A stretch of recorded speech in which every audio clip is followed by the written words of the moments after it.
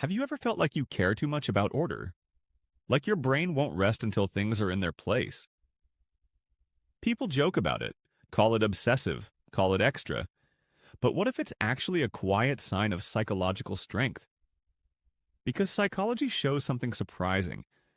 People who love to declutter aren't just neat, they think differently. They regulate emotions differently, they process stress differently. And the final sign is the rarest of all, and so stay with me. First sign: you feel mentally lighter after cleaning, not just physically. You don't declutter because you're bored. You declutter because your brain feels loud. Mess feels like noise, and silence feels like peace. Psychology links this to cognitive load. Your brain processes everything in your environment, even when you're not aware of it. Visual clutter increases stress hormones like cortisol, so when you clear space, your nervous system actually calms down. But here's the reframe: that's not control, that's emotional regulation. Like the person who cleans their desk before starting a hard project, not because they're avoiding work, but because their brain works better in clarity. If this is you, you're not picky, you're self aware. And this next one explains why you feel restless in chaotic spaces. Second sign: you can't relax when your environment feels messy. You walk into a cluttered room and your chest tightens just slightly. You don't know why.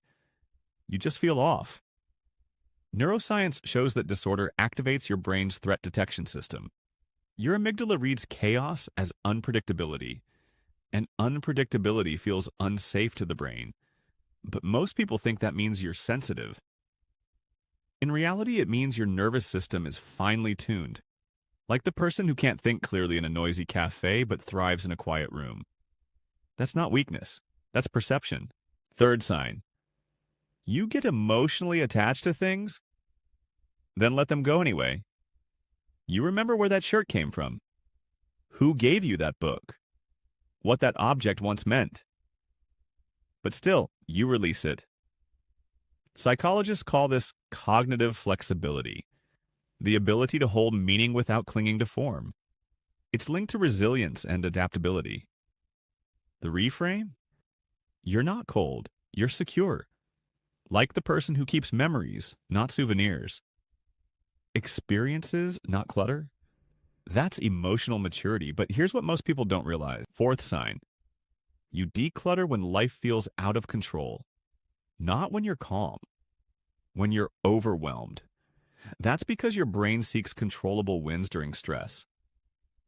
Organizing physical space restores a sense of agency. It gives your nervous system proof that order is possible again. But this isn't avoidance, it's grounding, like someone who cleans their room after a hard breakup, not to escape pain, but to feel steady again. That's coping, and it's healthy. And now the final one, the rarest, the deepest. Fifth sign: you're constantly editing your life, not just your space. You declutter conversations, commitments, habits, relationships. You don't collect more, you refine more.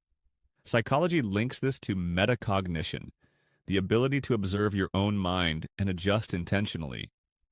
It's associated with wisdom, emotional intelligence, and long-term well-being. You're not minimalistic, you're intentional.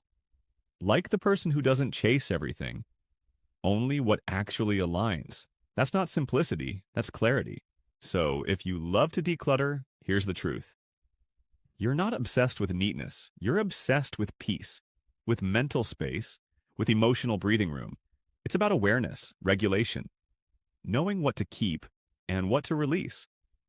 And if this felt personal, subscribe.